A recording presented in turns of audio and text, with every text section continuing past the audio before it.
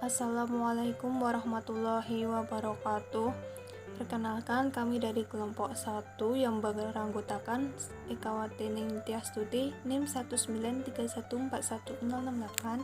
Saya Kamila Kusmaningsih 193141072, Syahruddin Jamil 193141074, Ada Putri Sahila Miranda 193141088, dan Arifah 193141092.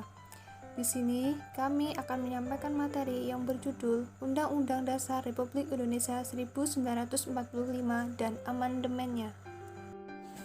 Adapun sebuah pembahasan yang akan kelompok kami bahas yaitu yang pertama, sejarah Undang-Undang Dasar 1945 yang akan disampaikan oleh Mbak Arifah.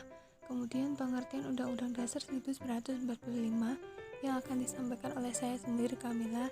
Dan yang ketiga, fungsi Undang-Undang Dasar 1945 akan disampaikan oleh Mbak Sela. Kemudian materi yang keempat, amandemen Undang-Undang Dasar 1945 akan disampaikan oleh Mas Jamil.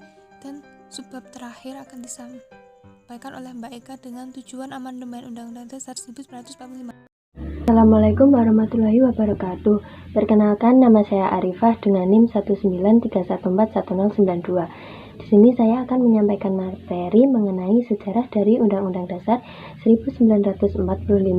Dalam sejarahnya, Undang-Undang Dasar 1945 dirancang sejak 29 Mei 1945 sampai dengan 16 Juni 1945 oleh Badan Penyelidik Usaha-Usaha Persiapan Kemerdekaan Indonesia atau BUPKI.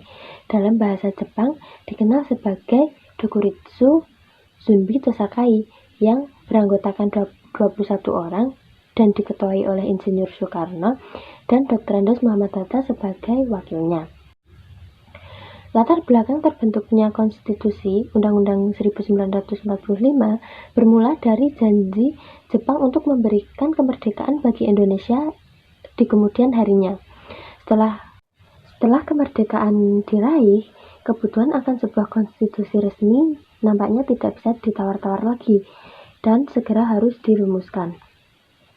Sehingga lengkaplah Indonesia menjadi sebuah negara yang berdaulat pada tanggal 18 Agustus 1945 atau sehari setelah kemerdekaan diikrarkan. Nama saya Kamila Kusmaningsih, NIM 193141072. Di sini saya akan membawakan materi tentang pengertian Undang-Undang Dasar 1945.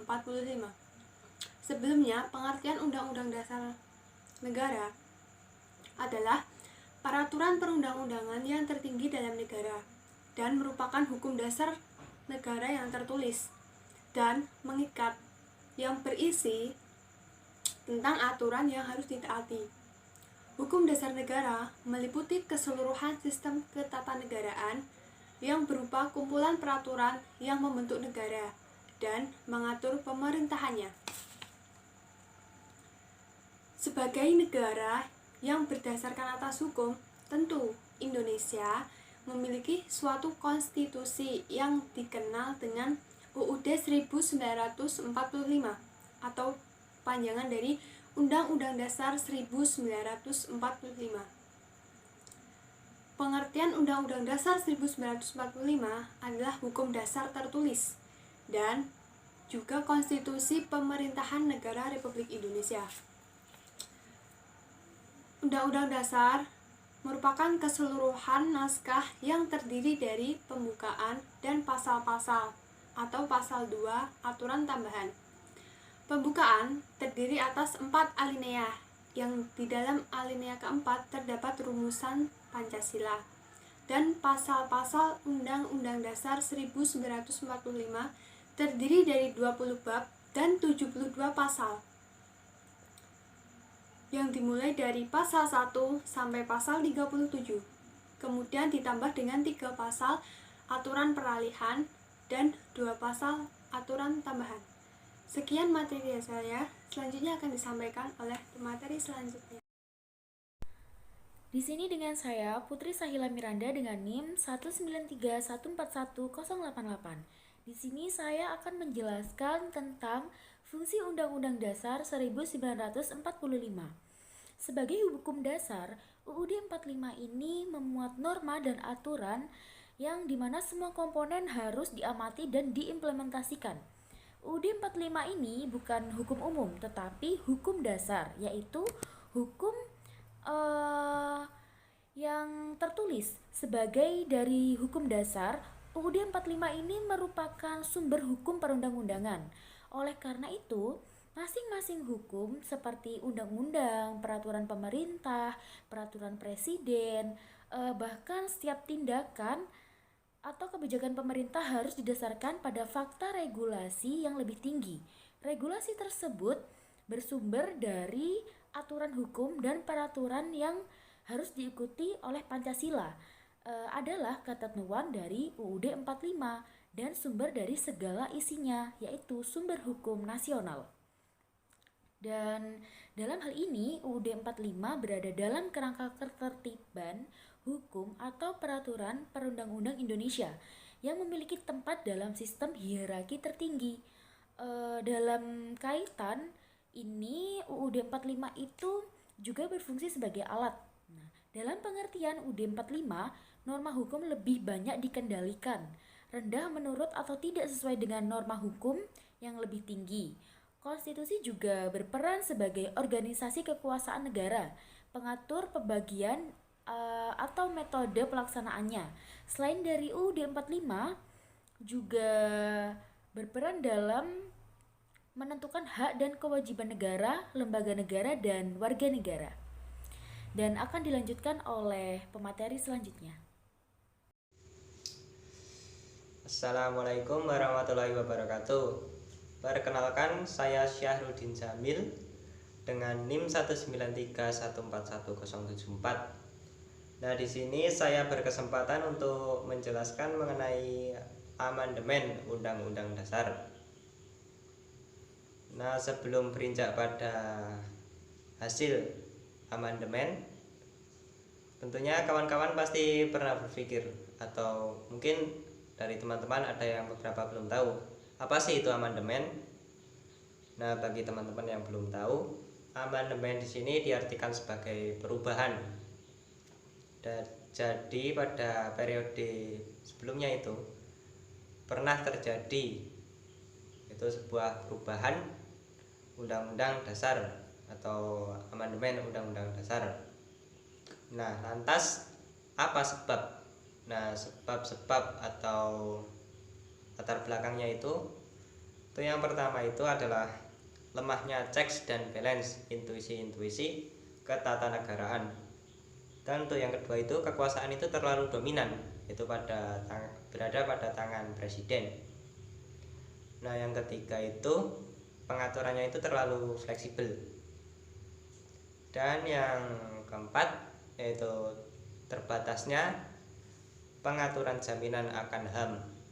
Nah, itu beberapa alasan atau latar belakang terjadinya amandemen atau perubahan pada Undang-Undang Dasar pada periode sebelumnya. Nah, lantas hasilnya itu apa saja? Nah, ini ada beberapa periode. Untuk periode yang pertama yaitu pada periode 18 Agustus 1945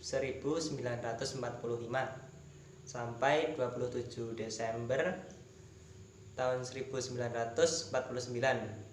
Nah, pertama ini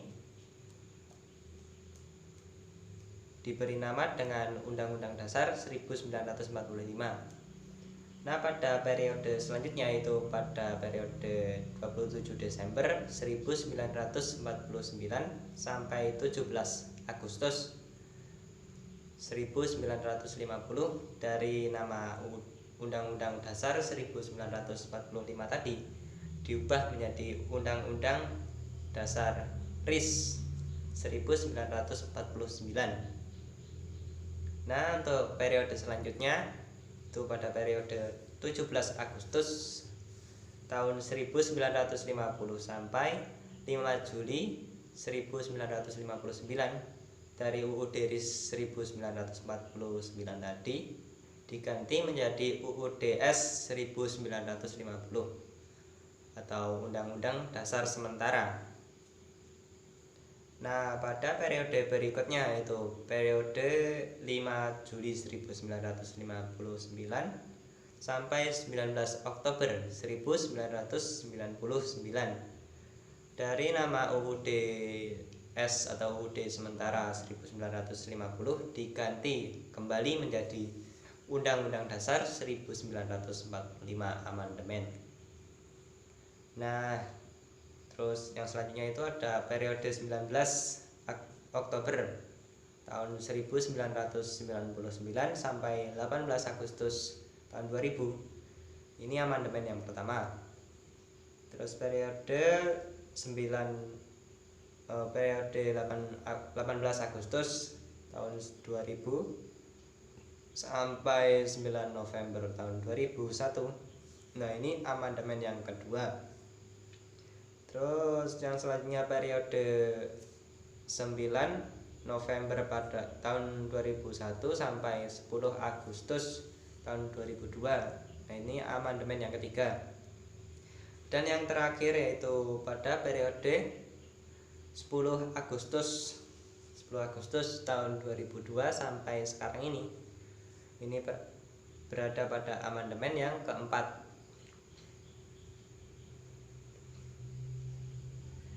Nah, itu tadi amandemen dari Undang-Undang Dasar pada periode-periode sebelumnya sampai sekarang. Pertama ini diberi nama dengan Undang-Undang Dasar 1945. Nah, pada periode selanjutnya yaitu pada periode 27 Desember 1949 sampai 17 Agustus 1950 dari nama Undang-Undang Dasar 1945 tadi diubah menjadi Undang-Undang Dasar RIS 1949. Nah, untuk periode selanjutnya itu pada periode 17 Agustus tahun 1950 sampai 5 Juli 1959 dari UUD RIS 1949 tadi diganti menjadi UUD S 1950 atau Undang-Undang Dasar Sementara. Nah, pada periode berikutnya yaitu periode 5 Juli 1959 sampai 19 Oktober 1999 dari nama UUD S atau UUD sementara 1950 diganti kembali menjadi Undang-Undang Dasar 1945 amandemen. Nah, terus yang selanjutnya itu ada periode 19 Oktober tahun 1999 sampai 18 Agustus tahun 2000. Ini amandemen yang pertama. Terus periode 18 Agustus tahun 2000 sampai 9 November tahun 2001. Nah, ini amandemen yang kedua. Terus yang selanjutnya periode 9 November pada tahun 2001 sampai 10 Agustus tahun 2002. Nah, ini amandemen yang ketiga.